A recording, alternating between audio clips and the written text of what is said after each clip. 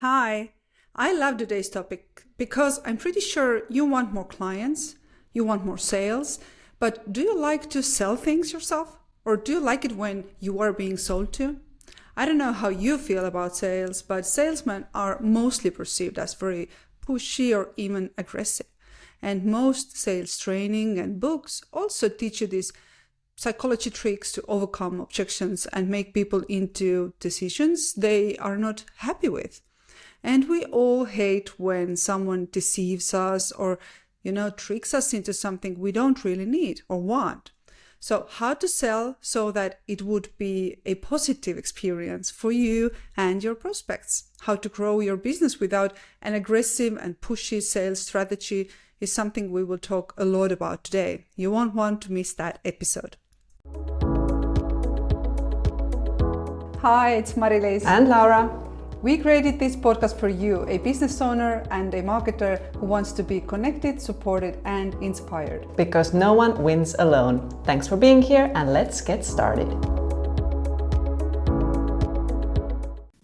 Hi, listeners. So today I am truly honored to introduce seasoned sales professionals and both the authors of the book Streetwise to Saleswise here. So welcome, Bob and Jeff. How is everything going for you today? Wonderful, Mari-Liis. So great to be with you. Thank you so much for having us on. It's an honor. Thank you. And I am very excited to have you here with us. And I must tell you, for me, it is really like a dream come true because I think it was during COVID when I read the legendary Go-Giver book by you, Bob. And this has impacted me a lot, as I do like to think of myself as a go-giver, and I do resonate with that mindset a lot. So back then, I remember I had a dream that one day when I'm brave enough to put myself out there as a podcast host, I dream of having, great authors as my guests. And here we are. Now I have two authors here together. What an honor. Well, thank you. And everything I heard about you from our mutual wonderful friend, Noemi Barris, she speaks so highly about you. And I know that you're the very embodiment of a go-giver, just as Noemi is. Well, thank you. But since I'm not sure how much our audience knows about you both, I'd like to you to share maybe your story with us, and please tell us a little about what you do today and how you're helping others. Maybe we can start with you, Bob. Well, Jeff and I are both salespeople, sales professionals from way back. I started out in broadcasting. I like to say I graduated into sales and just really dove into the sales teaching aspect in terms of learning how to sell, because I had no sales experience when I first began. And so I floundered for the first few months, and then finally I started coming across some books on selling. And, these books really just gave me information I did not have. They provided me with a methodology, a system, if you will, to be able to succeed. And to this day, I personally define a system as the process of predictably achieving a goal based on a logical and specific set of how-to principles. The key being predictability. If it's been proven that by doing A, you'll get the desired result of B, then all you need to do is A and continue to do A, and you'll get the desired result of B. And that's what I did. And one thing I found that I loved about sales was the personal development aspect of it. And I began reading all these books on how to be a better communicator and how to think better and more clearly and positively. And you start to really understand that success is an inside game. It manifests itself outwardly, but it begins in here and in here. Okay. And once you've really got that, now you can start taking the actions that are now congruent with your thoughts and congruent with your feelings. And so it was just something that I really took a lot of pleasure in and had some success in, and eventually began teaching it to others and began a business doing that. I love that. Thank you, Bob. What about you, Jeff? What is your journey Well, so my far? journey, I actually went to college to get really well prepared for going into sales. I have degrees in music. So Wow, it has nothing to do with sales. that's a Um, surprise. well, my degrees, I have a bachelor's in music education and a master's in music composition. And I had Wow. originally planned to teach. And I guess to a certain extent, the part where I learned how to teach effectively has kind of prepared me for the rest of my career. But I actually ended up in sales because in the area that I needed to live in at the time, right after I got out of my master's degree, there were no teaching jobs open. And so I ended up in sales because I needed a job and I couldn't just not work. And then I immediately ended up making significantly more than I would have made teaching, and I just stayed there. I was married at that point. I had a daughter, and both of them actually had two really bad habits. They wanted to live in a house and eat food, and so I had to keep working where I would make more money. And so I was in the musical instrument industry and sales for about 4 years, and then in the industrial uniform area. And that's really where I cut my teeth on sales. Did that for, I guess, 3 years in Georgia. I was one of the top three salespeople in the nation with that company. So they moved me to Texas. It was a promotion, ran the first operation in Texas. And then a couple of years later, that company got sold out. And without going through all the little details, I ended up about 18 months after that going to work for myself in the insurance industry as an independent contractor for a major Fortune 500 company. And that's it. I loved working for myself. I tell everybody I'm much better at shaving the boss's face than kissing the boss's foot. So that was a good choice for me. And so, and that in that industry, I did well. I ended up in management quickly, still an independent agent, not an employee. And I worked my way all the way up into being a state sales manager for the company, and did that for about 10 more years. And when I retired from that industry, I had decided I wanted to write and speak and do those things. And I was in a good place where I could retire. And so I wrote my first book called The Unexpected Tour Guide. And I reached out to Bob, my dear friend there, and his encouragement and his mentorship along the way just really made it where it was a good transition for me to be able to go in on a larger stage at that point. So I was just about to ask, how did you meet each other? So I understand that you have worked together. We've known each other now for 22 years, maybe 23 years, I guess. I'm not sure how long. Time But, flies. excuse me, I tell people that there are two books that took me from an average district manager with that insurance company to a state sales coordinator in 4 years. And one of those books was Bob's, one of his first books, Endless Referrals. And a sales mentor had given me that book along with another one back in January of 2000. And I began to devour it and tweak the message so it fit my industry more specifically and then go out and apply it. And that's why my career really took off. And during that time, as I began to have that acceleration, I would even get brought in to speak to all the new agent training in Texas. North Texas, and and I would tell my story, which was motivational. But then I would always talk about endless referrals, endless referrals, endless referrals. Well, I had gotten the promotion to regional manager, and one day my administrator buzzes me and she says, "You have a phone call." And I said, "Who's it from?" And she said, "Some guy named Bob Burg." Well, I thought my buddies were pulling my leg because I was such a fan of Bob's. Never met him in my life. But I had gotten so much out of that book, and I was always talking about it. So I thought my friends were pulling my leg. So I answered the phone, and Bob's got this great voice. We say he's got positive vocal velocity, but he's just a pure timbre to his voice. And he got on the phone. He says, "Hi, Jeff, this is Bob Burg." And I said, and I quote, "Sure it is, fella." I didn't think it was him. And he said, "Excuse me?" I said, "Is this really Bob Burg?" And he said, "Yeah, this is really Bob Burg." And Oh what he my was God. doing was what he preaches. He was prospecting me for speaking events with that company. And long story short, as Humphrey Bogart said in the movie Casablanca, it was the beginning of a beautiful friendship, and we've just been friends over the years since then. And it's been a blessing to me because now one of my very closest friends has been my mentor, my hero for a very long time. So Wow, that's a great story, really. I don't know what I would do if I would get a call like that. I love that. But guys, what inspired you to write this book, Streetwise to Saleswise? Because I'd like to know what do you hope, readers will gain from it? Because I just started that myself yesterday. Ah, very cool. Thank you. Yeah. Yeah. Really, it's that in the sales world, there are a couple of things. There are some great salespeople out there who are representing some wonderful products and services.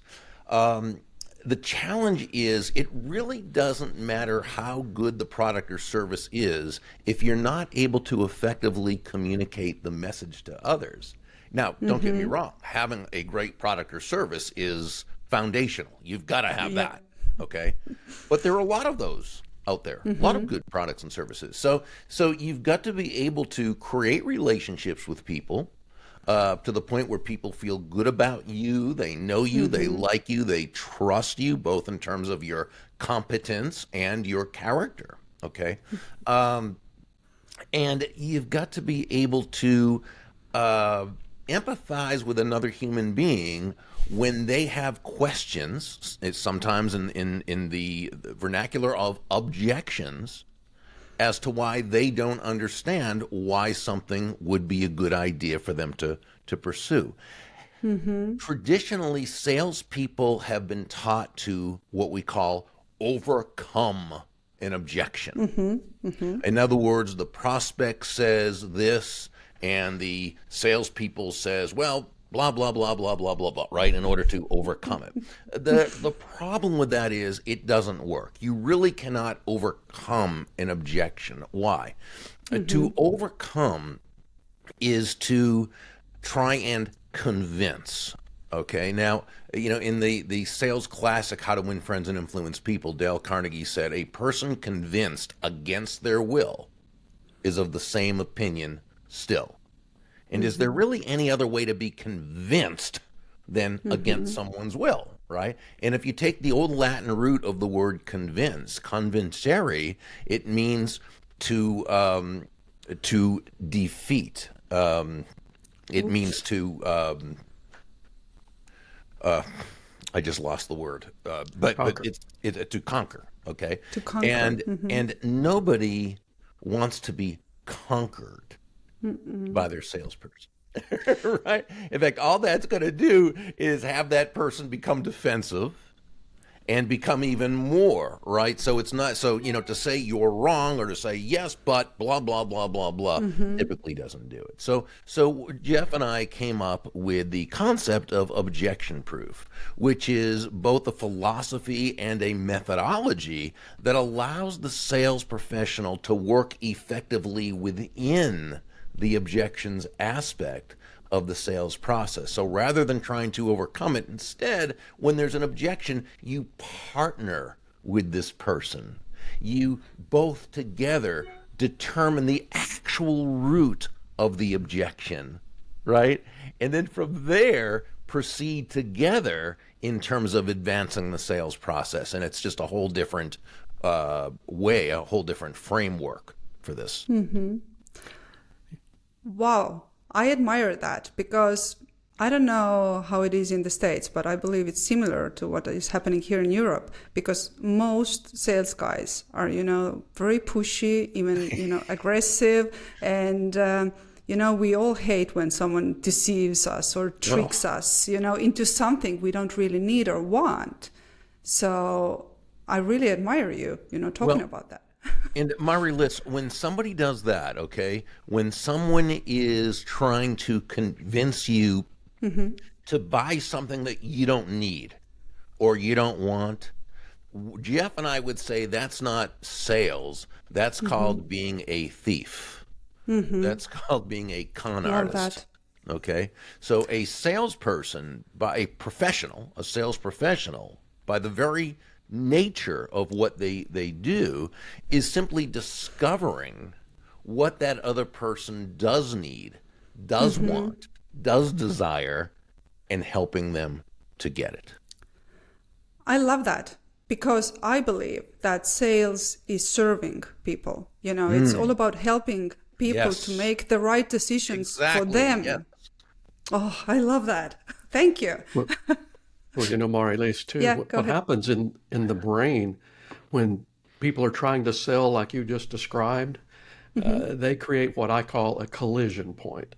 And all decisions really are made when the part of your brain that processes emotion connects with the part of your brain that processes logic. Those two parts communicate, they produce a decision. But when someone approaches sales like what you described, they're generating a negative emotion in the person's brain. And when that negative emotion combines with logic, it creates a collision point. People naturally push back. They'll say no. They don't want to be around it. And so then the only way the salesperson does succeed is if they are too pushy, and then the wrong way to approach it.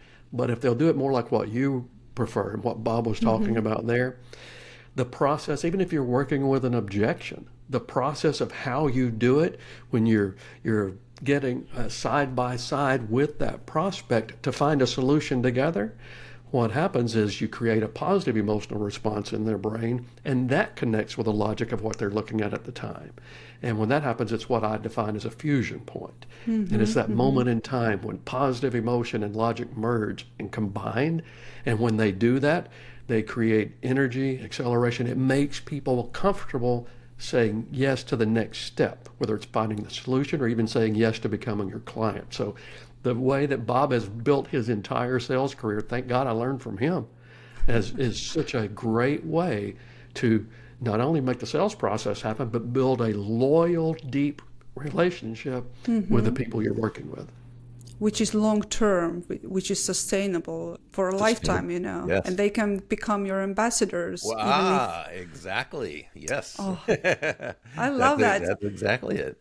I listened to the book earlier today from Audible myself, and I just wanted to give you some feedback. How I really appreciate how you use this like a captivating narrative and these different characters, the two of them, to really illustrate how a person can grow into this sales professional through these, I would say, life skills and principles along the way, which we are talking right now. Do not be a thief, be an honest person, right? I love that. Thank you. Well, Jeff, excuse me, I didn't mean to interrupt. I thought you were. No, go ahead. I was going to say, Jeff was a magnificently successful sales leader as well as sales producer in his career. But what he was able to do afterwards, when he got the desire to write, is once he retired from insurance, he became a writer. So what did he do? He learned how to write. I mean, he had a natural gift for storytelling, as you can tell just from listening to him. He's a storyteller, but he learned the art of writing, just like someone would learn the art of sales, just like someone would learn the art of being an electrician, or someone would learn, right? And it's following that system. And he happened to have, learned a lot from a mentor of both of ours, John David Mann, who was my co-author with The Go-Giver. So it's sort of like one big happy family. But yeah, when you were talking about the narrative of the story, I mean, that's all Jeff. I mean, he just, he and his wife went to New Orleans. It takes place in the United States city of New Orleans, Louisiana. He got inspired by a musician who was a street musician, and she's one character, and she's one of the characters, and there's sort of a subplot with her and the other character, right? And he weaves them together just beautifully. So it was just such a joy to do this with Jeff. Oh, that is so wonderful to hear that it comes, where it comes from. But one thing I want to touch with you is the topic here is marketing, because I'm a marketer myself, right? I've been, over 20 years, marketing has been my passion. And I want to touch on the sales and marketing alignment, if you will, for a second, because I help businesses work smarter, not harder, especially when it comes to aligning marketing with sales. But a big part of my profession is to prove to CEOs how important sales and marketing alignment is. And I teach them how to do that, because I believe that marketing is not an island, and it cannot be, successful in silos without sales alignment. So where I'm heading is I'd like to hear your thoughts on how you would describe the relationship between sales and marketing. Oh, go ahead, Jeff, if you want to, or you want me to. Well, in my opinion, marketing is what creates the environment, the culture that when you reach out in a sales process, they're willing to listen and they're willing to say yes to you. And like in the book Streetwise, by the way, thank you so much for your kind comments a minute ago. You just made my day, because my goal when I write any book, and my primary genre is the business parable or sales parable. I want to write fiction that's so good that people can't put it down, and then I want to teach them something at the same time. So thank you so much for your confidence. Very perfect done. Well, thank you. And in the process of the book, we take Thaddeus through learning really some marketing things that he's doing ahead of time with the priming, the prospecting process that we teach in the book. And so that makes it that when you reach out, the person knows your name, they know who you are, and they're already having some positive emotional responses based on the things they've seen, and they tie it back to the logic of meeting with you. So you're doing a great job for people when you do that. Yeah, you said, what do you think of the relationship between marketing and sales? Well, that's exactly what it is. It's a relationship, and the two work hand in hand. And even when you are communicating with CEOs as to the importance of marketing, that's marketing, and it's also sales. Right. And so, you almost can't get away from doing both when it comes to a successful campaign. Marketing without sales is going to leave people feeling great, but not taking action. Sales without marketing, you're probably not going to be able to get to the place where the sale takes place, because that the environment for the fusion point that Jeff was talking about earlier hasn't yet been created. You could still do it, but it's a lot tougher. I love that. Thank you. Thank you for that. It really means a lot to me, because oftentimes, especially the CEOs who are very result-oriented, they need to be, right? Then they talk about, no, I don't want to hear about marketing. I don't have time for that. I want to go all in with the sales and, all of that. But I feel they are, related so strongly. One of the questions you can even ask to the CEO who says that, right, when they say, I'm not interested in the market, I want to just go all in with the sales. One of the questions you could really ask is, if marketing was going to be a benefit to you, how would that look? What would it do in terms of the sales process itself? That's very good. Yeah, and then let them say, well, what it would have to do is create something that makes it easier for our salespeople. And then you say, and if it did, how do you think the closing rate would then go up for your salespeople? Okay, well, it would probably go up by 25% if it or whatever it happens to be. Now, how much extra money would that be for you for the year and then per month if that was to happen? Okay, so you're helping them to see where it's not something that's an expense, it's an investment, it's not something that's a waste of their time, it's the best use of their time. That's when the sales comes in to let them know about how the marketing is going to help. So it's truly a partnership. So that was live coaching right now for me. Thank you for that, Bob. No, that's very good. And since we only have, 5 more minutes with you, can I just ask you to also quickly share about the 5 laws? You talk about the Go-Giver book, because I really enjoy these, and I'd like to share them with our listeners, and then we can continue with Jeff. Oh, sure. So very briefly, the 5 laws are the laws of value, compensation, influence, authenticity, and receptivity. The first law is all about the experience you provide, not just in the sales process, but even leading up to it. So it's from the time you meet that person, whether it's an inbound connection or an outbound contact, whether you meet them in person, through however you first meet them, through the relationship building process, the follow-up, the follow-through, then the sales process, the referral process. How do you make that person feel at every touch point? In other words, is this based on creating those fusion points that Jeff talks about? The second one, the law of compensation, says your income is determined by how many people you serve and how well you serve them. So it's not just about providing great value, which in itself is absolutely important. It's how many lives do you impact through that value? You know, how many people's lives are you making better? Right.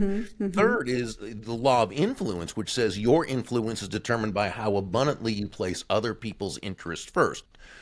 No, that doesn't mean that you are.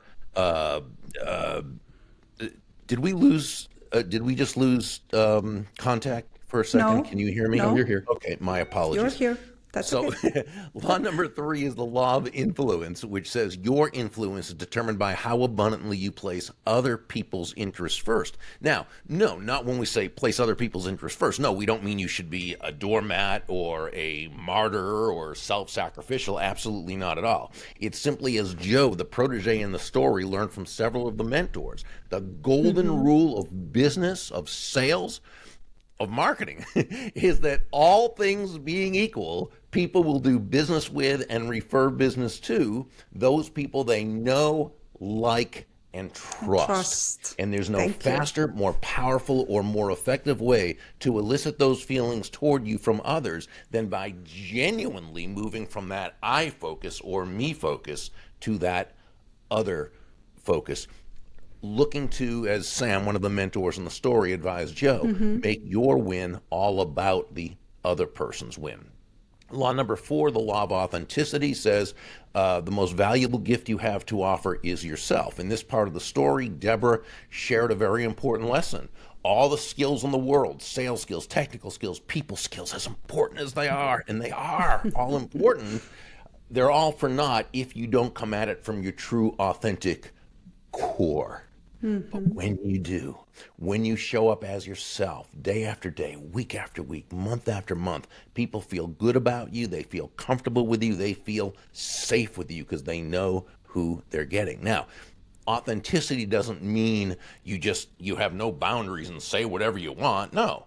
Authenticity simply means this: you're acting congruently with your values. Okay?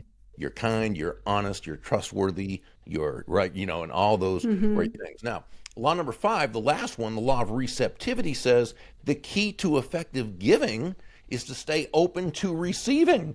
It means, you breathe out, you also have to breathe in. Right? You breathe, it's not one or the other, it's both. You breathe out carbon dioxide, you breathe in oxygen. You breathe out, which is giving, you breathe in, which is receiving. Giving and receiving are not opposite concepts. They're simply it's a balance. two sides. Yes, two sides of the very same coin. They work in tandem. The key is the focus has got to be on the value you provide. Right? But once you do, then you need to allow yourself to receive. This is why John David Mann and I say that money is simply an echo of value. So focus on providing value to many, placing their interests first, coming at it from your true authentic core, and then allow yourself to receive the abundance that you deserve. I love that. Thank you so much. Please tell us, how can listeners connect with you or, learn more about your book and other projects you are involved in? Because I know you need to leave us today. Oh, thank you. Well, they can go to Burg, BURG.com, and subscribe to my daily impact email. And then Jeff, I'm sure, will tell you all about an event we have coming up, as well as the book Streetwise to Saleswise. And you want to make sure to subscribe to his email as well, because he provides wonderful advice and suggestions, both for today's salesperson and sales manager, sales leader.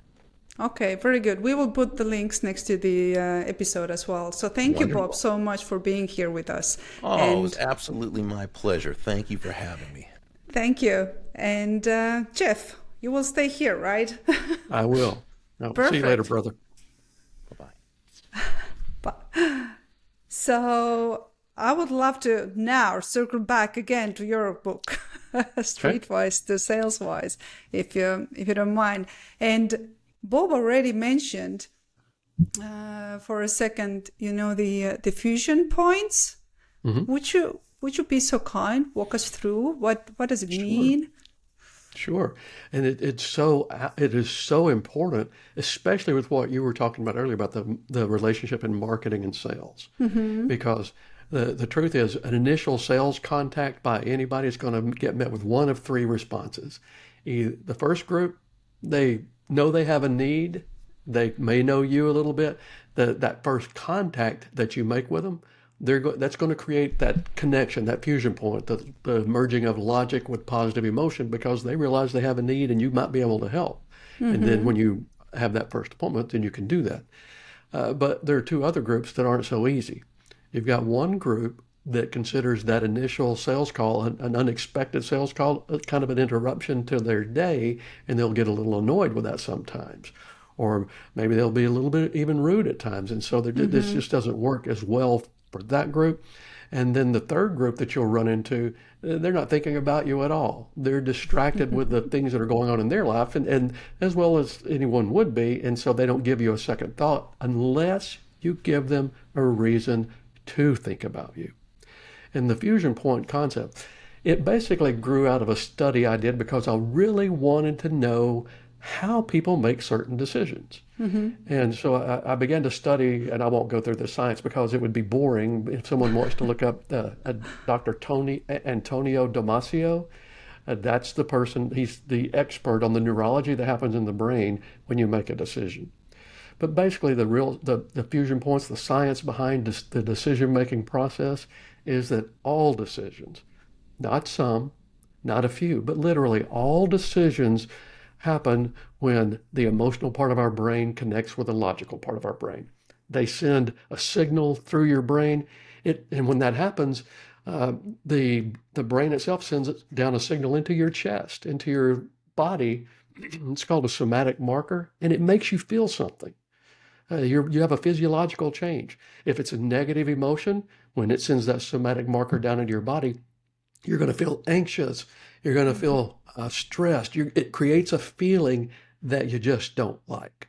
And so when that happens, and then you try in a sales process to connect that, it creates what I called earlier the collision point. And the prospect's going to say no, they're going to push back because they don't like the way it feels. It's more about how this is making them feel at the moment than it is about what you're talking about. Mm-hmm. But on the other hand, the opposite is true as well too. When that emotion that happens in the brain is a positive emotion, like joy, love, a sense of belonging, trust, when those emotions are stimulated, the brain still sends a somatic marker into your body. But in this case, we like the way that feels. We want to continue that. We want to say, yes, we want to keep that relationship going. Mm-hmm. And so when that feeling, that somatic marker combines with the logic of what's happening in the moment, a fusion point occurs. And a fusion point is that moment in time where logic and positive emotion merge and ignite. And boy, it creates loyalty and it creates a comfortable feeling moving forward. Well, in the marketing that you're talking about, even when you do great marketing and you create a lot of fusion points, will you get every single sale? Of course not. I mean, I'm good, but I'm not that good. But here's what will happen. That first group that already kind of knows they have a need and when it's the right timing when you call them, you're still going to make the sale to that group.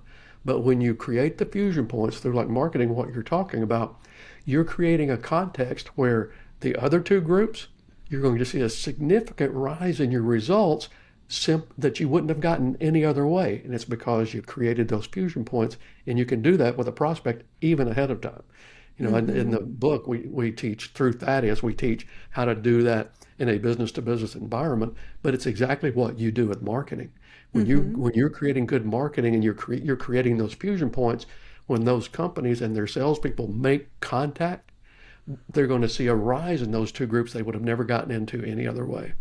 Mm-hmm. I love that. So what I hear is, besides building this know-like trust, it's like an extra layer, where as you said, emotions and logic and it all comes together.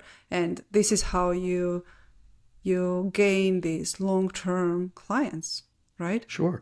And when you think about it, what you're doing when that happens is you're actually working with the science of how people make their decisions neurologically rather than working in opposition to it. And that's you're laying that groundwork so that when the sales process is approached, it can happen much easier. But I love that. And let's discuss what we touched earlier here, how salesmen usually are perceived and how they, act with their prospects. Right. They are aggressive, they are pushy. So when it comes to the sales guy who is, I don't know, listening to this episode, for example, what would you tell him right now, right here? The thing I'm going to tell you, number one, is sales at its very best, at its core, is being focused on someone else, what they need, want, and desire, and then helping them get that. And when you do that, I always say salespeople have the best job in the world. We're like professional matchmakers. We have a prospect who's got a need. There's something that really is going to make their life better. We've got a company or a service, or maybe it's our company and our service, but we've got a company that can provide that. And when we put the two relationships together, we get paid for doing that. So there's nothing better than a professional matchmaker's job, in my opinion, on this. But with people who don't necessarily already think that way, I don't know about it everywhere else in the world, but I know in the United States, most people, when they hear a salesperson talking, they don't necessarily think that what they're saying is true. It's just, and it's because of the history sometimes of how certain people have done the sales profession. Yep. And I always tell people out here, thank goodness for politicians, because at least everybody with them, they know the moment their mouth is moving, they're probably lying. Yep. And so it makes us look better. And so, but that's a very good comparison. The reason that it happens is because you have to be, if you're focused on that other person in that relationship, then it comes across differently and it creates that fusion point. And one of the very best ways that you can get rid of that sales persona between you and your clients is how you ask great questions in your discovery section. You could tell anyone, well, you have this need and I can provide this service and I can make that better. I can help you with that part of your life. But the truth is, because you're the salesperson, if you say it, it's suspect. But if you ask great questions to where you get, you start off knowing, okay, what is their value from our proposition? I use the term value proposition in such a way that I kind of think most companies, even though they're well-intended, they miss the mark on what a value proposition is, because it has absolutely nothing to do with our product or our service or what we do above and beyond. It has nothing to do with how great the company is, has nothing to do with how great the salesperson is.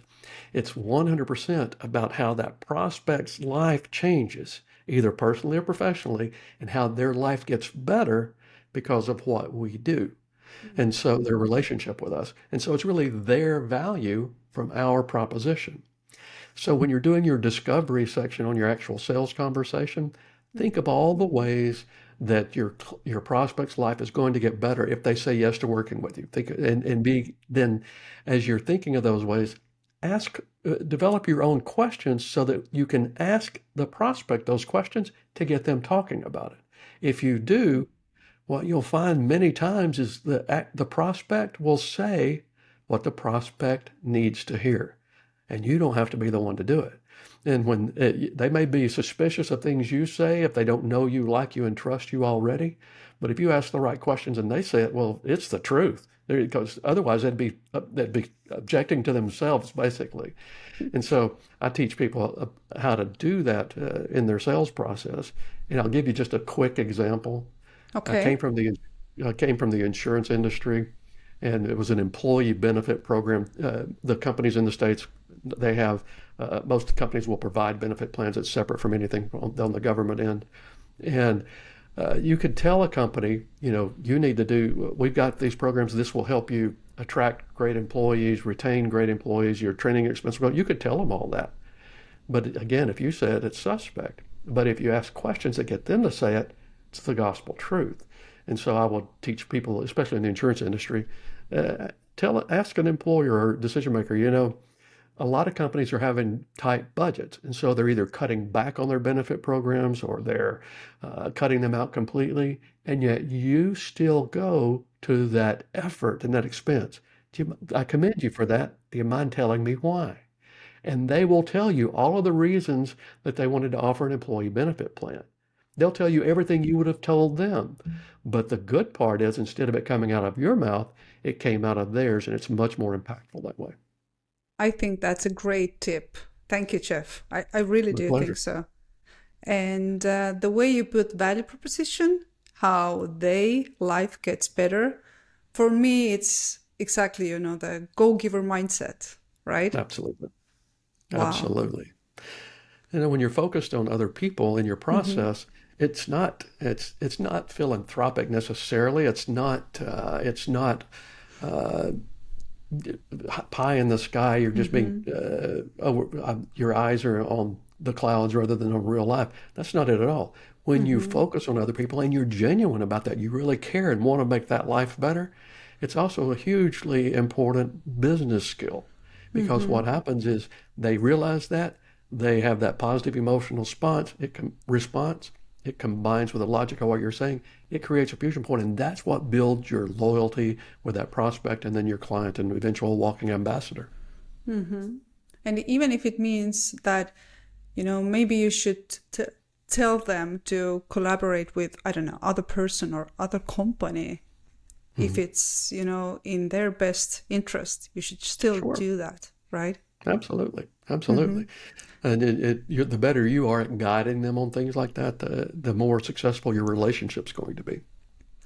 But I don't know how you see that, but for me, it looks like most people are not like that.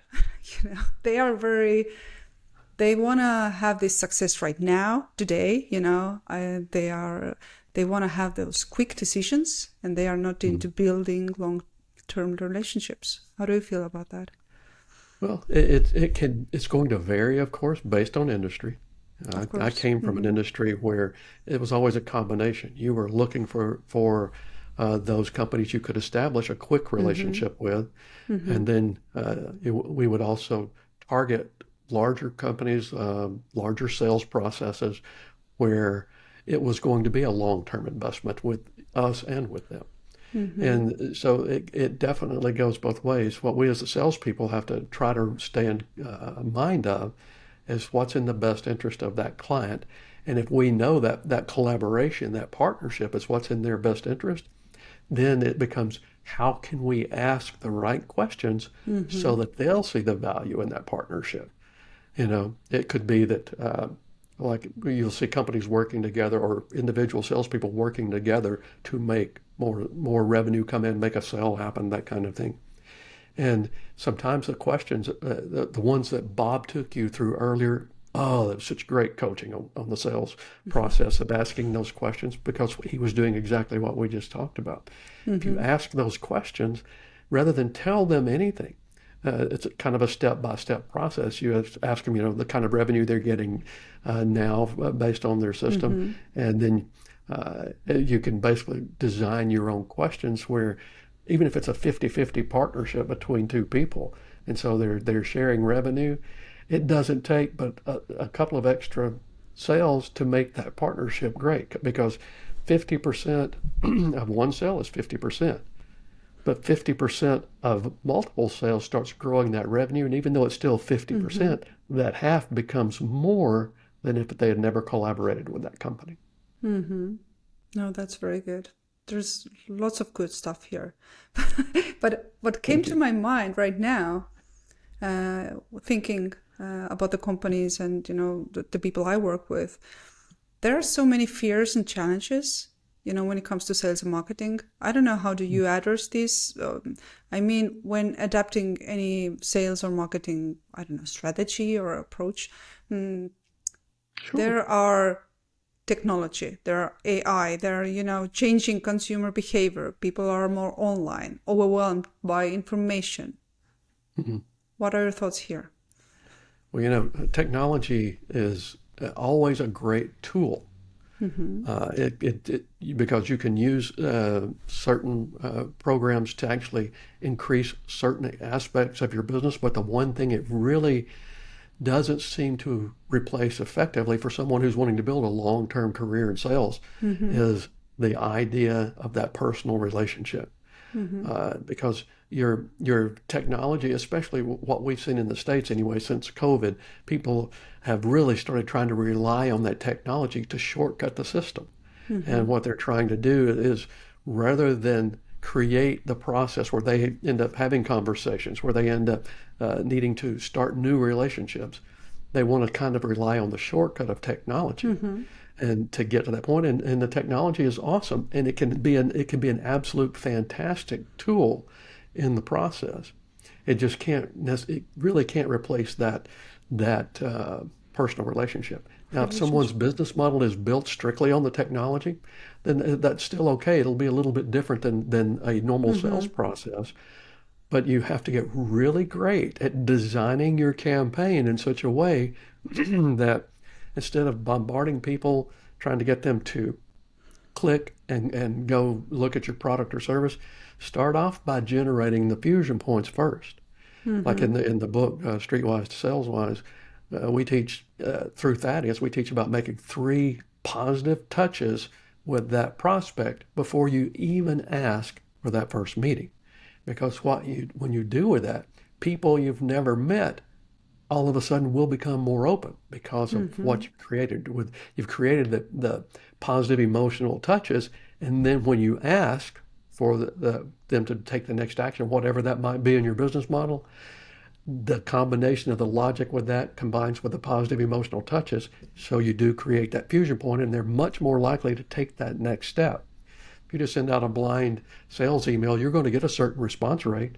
But if you take the time to provide some sort of value to your target audience first, twice, and then a third time, what will happen is when you actually send whatever marketing thing that you're going to be sending out that requests that next step for them, they're much more likely to say yes at that point because of how they're already kind of having a positive feeling about you, and that combines with the logic. I love that, because I agree with you. Technology is a great tool to help us, but nothing can beat, building meaningful relationships. Absolutely. And I also get a lot of questions if, I don't know, AI will rule the world. I don't think so, because I think the more, AI and technology and robots we have, the more people want to have real, authentic relationships, the more they want to, how to put it, they will come back to the roots, if I may say. Absolutely. So, they want to feel like, okay, I have a real person next to me, talking to me, not another robot out there. Absolutely. And, and I get the reason companies would want to have some AI, especially in the interactions on like a chat box or whatever. I understand, because that's going to be less expensive for them, possibly, than having a live person do that. But I've got a really good friend. His name is Don King, and he has a show that I've been on a few times. And his wording about AI, he says, AI is a great intern. Just don't let it be the one who's in charge. Yeah. And so, I kind of get that. But when it comes to that relationship, it's really hard for a machine to build that relationship. So you have, it's good to use it in ways that are helpful to you. But you'll see, I think in society, and I know I see it in sales, you'll see kind of a pendulum swing back and forth. And right now, a lot of the swing has been over to getting to the shortcuts, making it an automation to make everything happen over here, to shortcut having to establish that relationship with a client. But the more it swings over there, the more people crave the relationship. Yep. There are going to be people who are just commodity driven. They know you have a service or product, and they'll jump online and see how cheaply they can get that product because they don't care. But that percentage is not that big. The more of us want that relationship, so that when as society switches and we're kind of away from that, we're grasping to pull it right back. And the salesperson who gets that and then works with that, it's going to be a nice jump to the career. Yeah, they will be way ahead to others. And I agree. I'm not against AI, but you should use that, in order to be more efficient and, effective with everyday activities and tasks. But still, I'm with you here that people really crave for that real interaction and real relationships. I love that. So before we wrap it up here today, because I would love to have another hour with you, but it's been Anytime. Thank you.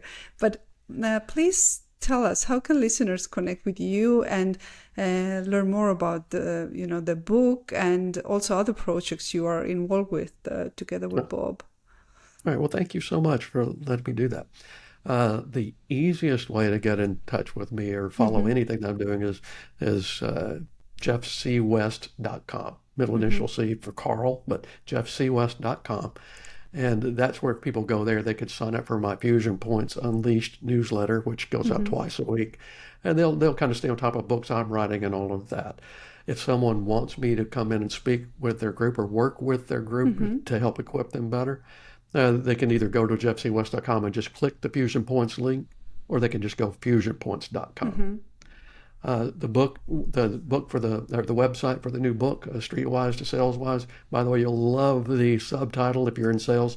Streetwise to Saleswise, become objection proof and beat the sales blues. It's because we've all worked with objections through our whole career. That's just streetwise to saleswise.com. But the most exciting thing Bob and I have going on right now is actually we're going to do a live event. It's June 2nd through the 4th in West Palm Beach, Florida. It's actually a 2-day sales intensive training conference, not one of those events where people watch speakers from the stage, get motivated, maybe take some notes.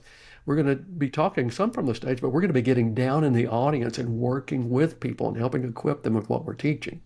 The event itself is called Saleswise Live, and the saleswiselive.com is the best way to do that.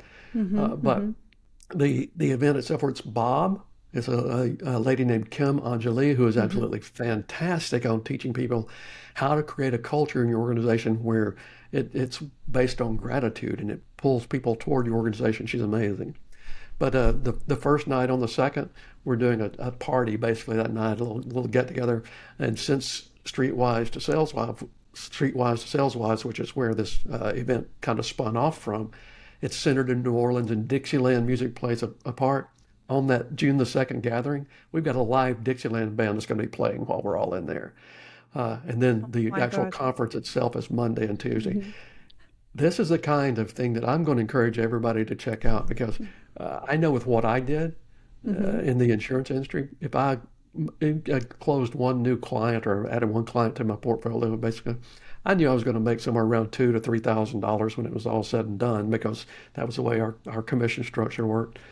And for people in real estate, insurance, financial services, and many other industries, this is going to be a huge event, and it's not going to take but about one sale or two sales for a lot of people just to make their investment back. And then everything after that is gravy. And we're doing it in one of the most beautiful hotels anyone would ever see. It's called The Bin. And it's when you're on the top of the bin, they've got a restaurant and bar and pool up on the very top of the hotel. You're looking out, you're seeing the intercoastal waterway, you're seeing the yachts, and in the distance you're seeing the Atlantic Ocean. So it's going to be an emotionally great event. You're going to learn things that logically are going to be huge. It's going to create a fusion point for you that'll magnify the rest of your career. Wow, that sounds amazing, Jeff. I wish I was able to travel to Florida right now. I love that. Well, you're welcome. We'll make room for you. Thank you. Oh my God. It really sounds amazing. I love that. We're looking forward to it. Wow. Okay, we will put all the links next to this episode. But before we wrap it up here, please share an inspiring quote and a song that empowers you. I was thinking about that question, and thank you for providing that question. So we knew to think about that. That's a very good thing for you to do as a host. I commend you. Thank you. And I forgot to ask from Bob. I feel bad, but I hope I will get that through email. But go ahead. Well, my favorite song that I find uplifting like that, there's a song by a musician named Josh Groban called You Raise Me Up, and I just love that song.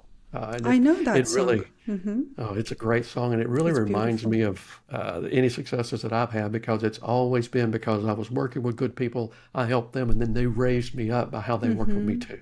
And as far as favorite quotes, if it's one of my own, uh, I'm going to shorten it. I had a longer one. I'm going to shorten it. If it's one of my own quotes, in the United States, we have a thing called minimum wage, and it's the kind of the minimum any company can pay an employee. And I always say, when you're working for yourself or you're in sales, you can't expect